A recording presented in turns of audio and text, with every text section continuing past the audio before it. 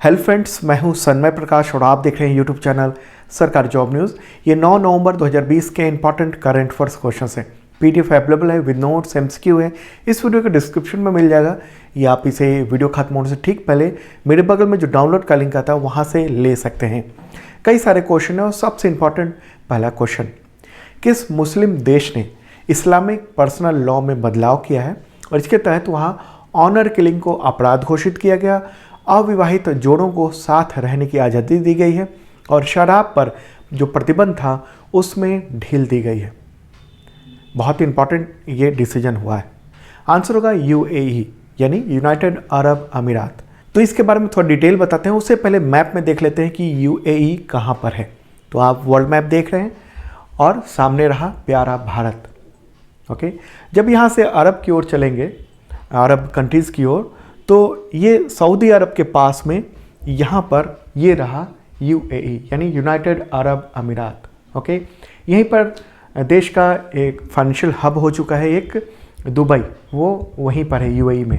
Okay, तो यहीं पर ये व्यक्तिगत स्वतंत्रता के लिए इस्लामिक पर्सनल लॉ में बदलाव किया गया और इसकी घोषणा कब हुई?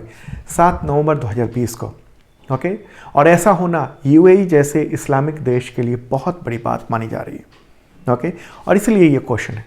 इस बदलाव को अरब यूएई के जो शासक हैं वो ये कह रहे हैं कि जो बदल रहा है वक्त, तो उसके साथ कदम ताल मिलाने का प्रयास किया जा रहा है और ये सुधार बता रहे हैं वहाँ के शासक।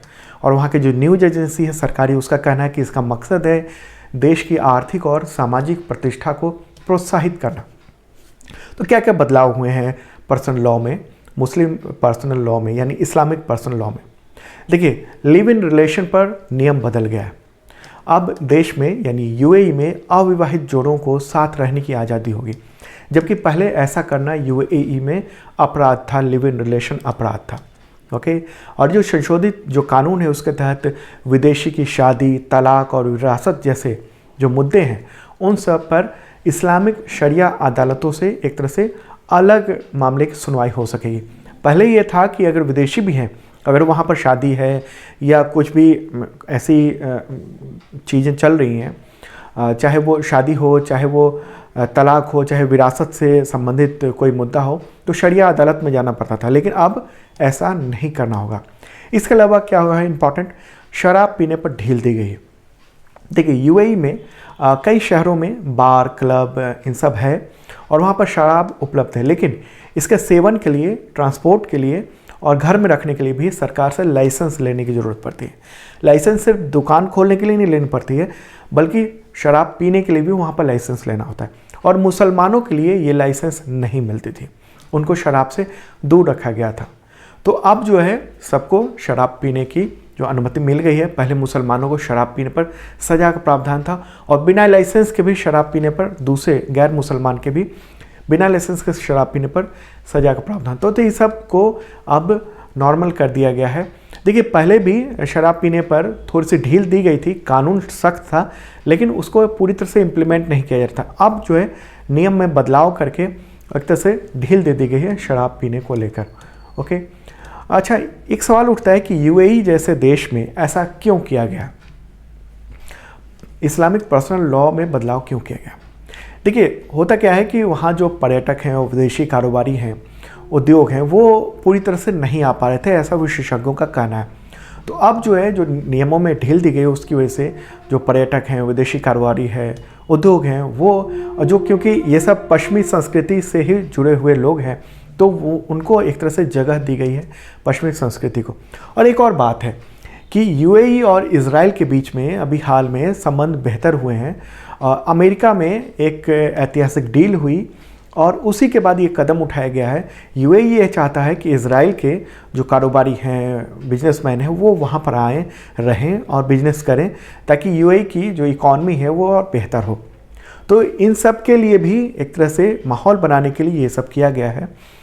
एक और वजह ये है कि दुबई में 2021 में वर्ल्ड एक्सपो होने वाला है और दुनिया भर के जो कारोबारी हैं, उद्यमी हैं, वो सब वहाँ पर पहुँचेंगे। करीब 2.5 करोड़ पर्यटक पहुँचने की उम्मीद है।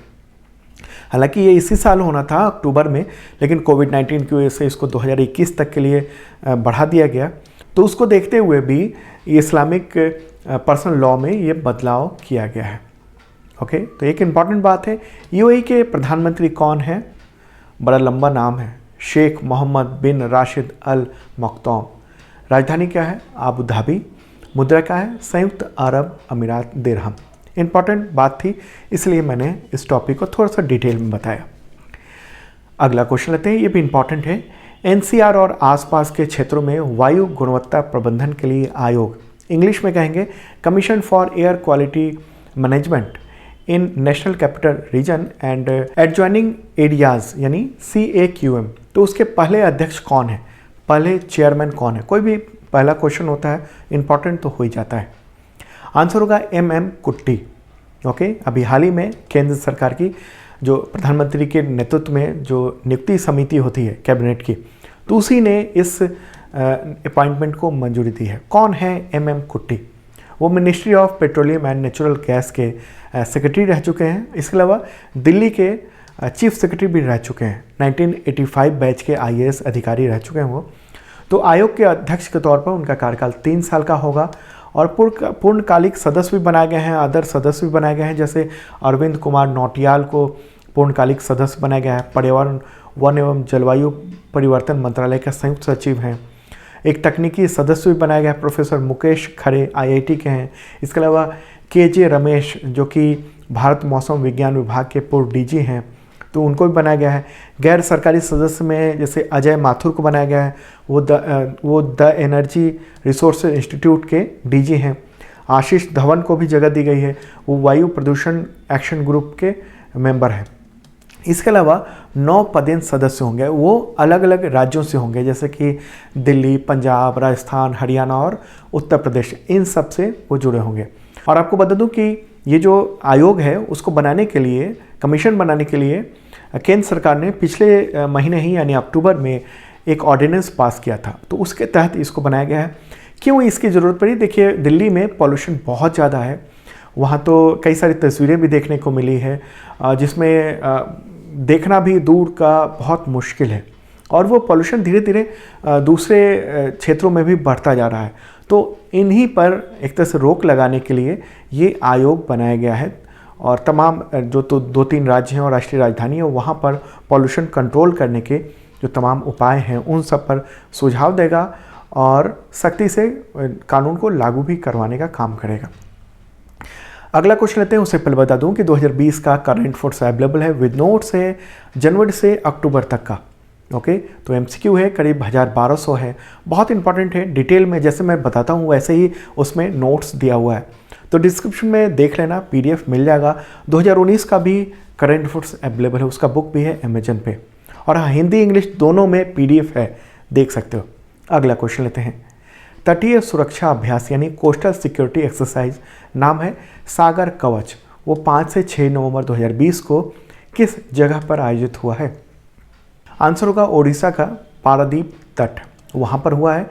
और ये आयोजन ओडिशा और पश्चिम बंगाल जो राज्य सरकार है उन दोनों ने मिलकर किया है, और इसमें Indian Navy, Indian Coast Guard, Odisha police, स्थानीय मछुआरे, वन विभाग, बंदरगाह, समुद्री विभाग सहित 10 से ज़्यादा विभाग इसमें शामिल थे।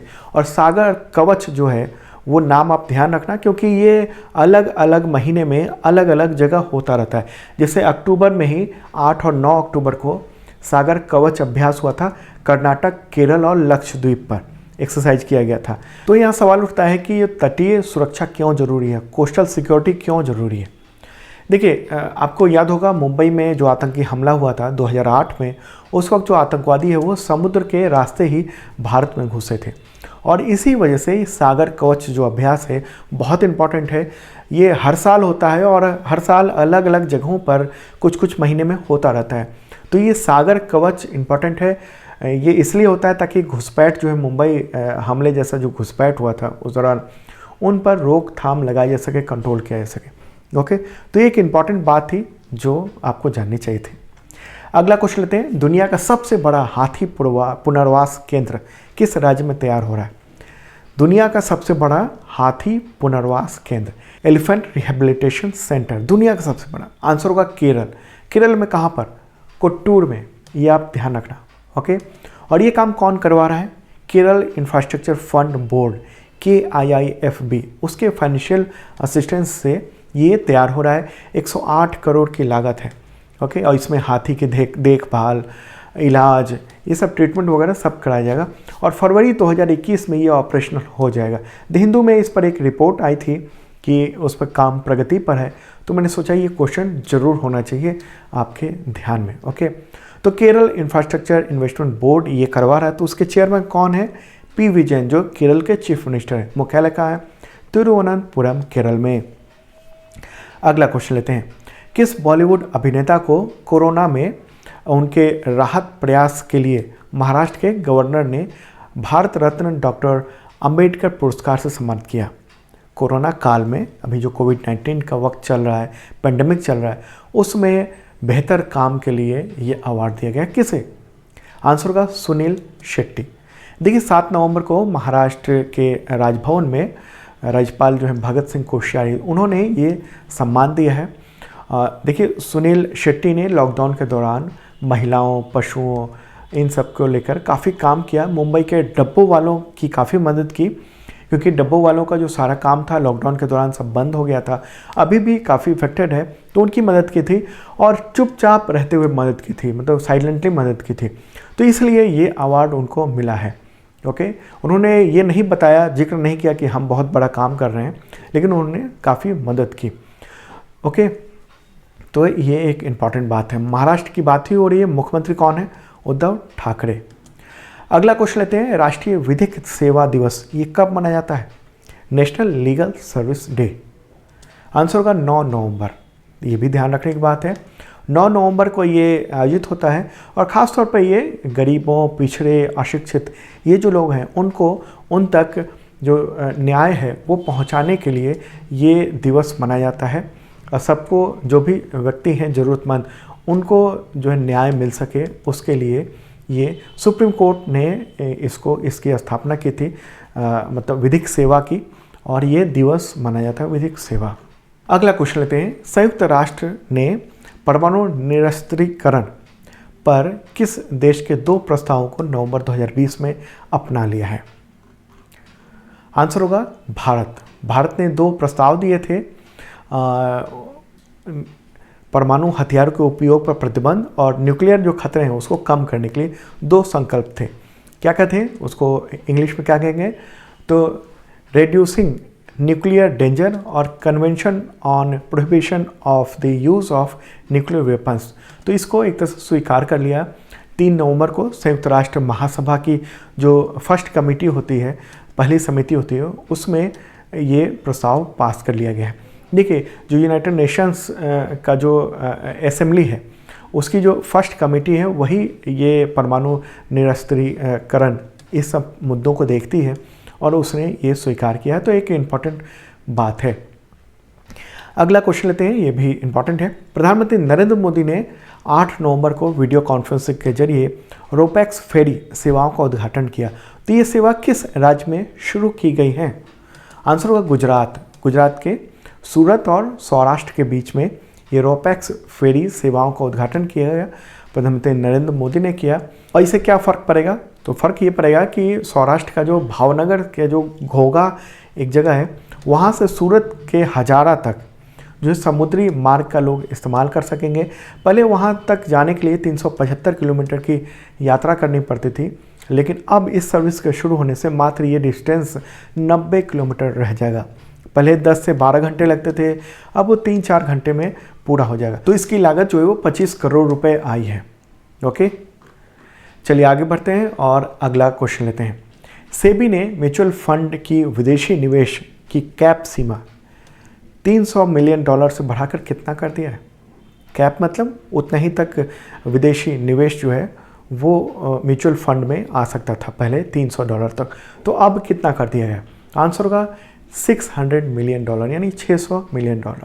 ओके, ये क्यों किया जाता है? कैप क्यों लगाया जाता है और कैप क्यों हटाया जाता है? कैप मतलब एक तरह से रोक लगा देना और हटा देना मतलब कैप हट गया। ओके, ये इसलिए कि बहुत ज़्यादा कोई विदेशी निवेश ना आ जाए इसलिए, और ऐसा भी हो सकता है ना कि अगर किसी विदेशी ने अगर कोई सोच लिया, कोई देश ने, कि हम यहाँ की जो फाइनेंशियल सर्विसेज हैं उसको तबाह कर देंगे, शेयर बाज़ार को तबाह कर देंगे, तो उसके लिए वो ये कर सकता है कि अचानक से बहुत सारा पैसा मार्केट में लगा दें और अचानक से ही सारा पैसा निकाल लें। तो ऐसे में क्या होता है कि फिर शेयर बाज़ार, इसके अलावा जो म्यूचुअल फंड मार्केट है वो धराशायी हो सकता है। तो इसी वजह से ये कैप लगाया जाता है, और कैप हटाया भी इसलिए जाता है, थोड़ा बढ़ा दिया जाता है, क्योंकि अभी जैसे पेंडेमिक चल रहा है कोरोना का, तो ऐसे में भारत में भी जो सेविंग्स है वो लोगों के पास पैसे भी, इनकम कम हो गई है, तो फंड कम लगा रहे हैं ये म्यूचुअल फंड्स में, ओके, पैसे कम लगा रहे हैं।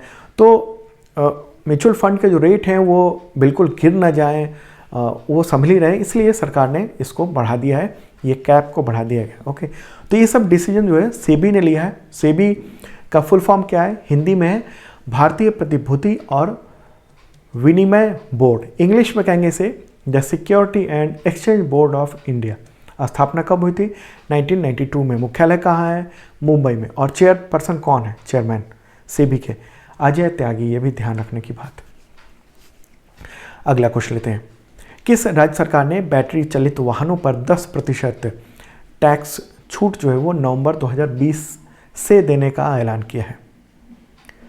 आंसर होगा तमिलनाडु। तमिलनाडु में अब जो बैटरी चलित वाहन है वो 2022 तक वहाँ पर मोटर वाहन टैक्स में छूट दे दी गई है, ठीक है, ताकि राज्य में जो बैटरी से वाहन है वो ज़्यादा चलें और पॉल्यूशन की जो समस्या है उस पर भी कंट्रोल हो सके। तो आखिर मुख्यमंत्री कौन है? के पलानीस्वामी। गवर्नर कौन है? बनवारी लाल पुरोहित। आखिरी क्वेश्चन लेते हैं। पूर्व प्रधानमंत्री एक हैं मेसूत यिल्माज़, उनका निधन हो गया 30 अक्टूबर 2020 को। तो किस देश के थे? किस देश के पूर्व प्रधानमंत्री का निधन हुआ है? आंसर होगा तुर्की। ओके, तुर्की के प्रधानमंत्री रह चुके हैं और काफ़ी चर्चित रहे थे अपने समय में। ओके, भ्रष्टाचार पर काफ़ी मुकदमा भी चला था उन पर। तो तुर्की की बात हो रही है। अभी कौन है प्रेसिडेंट? कौन है प्रेसिडेंट वहाँ अभी महत्वपूर्ण होता है? Recep Tayyip Erdogan.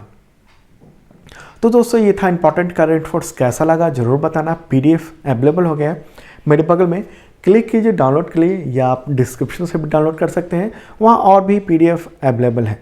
और जिन लोगों ने सब्सक्राइब नहीं किया ज़रूर करना, साथ में बेल आइकन दबाना मत भूलना।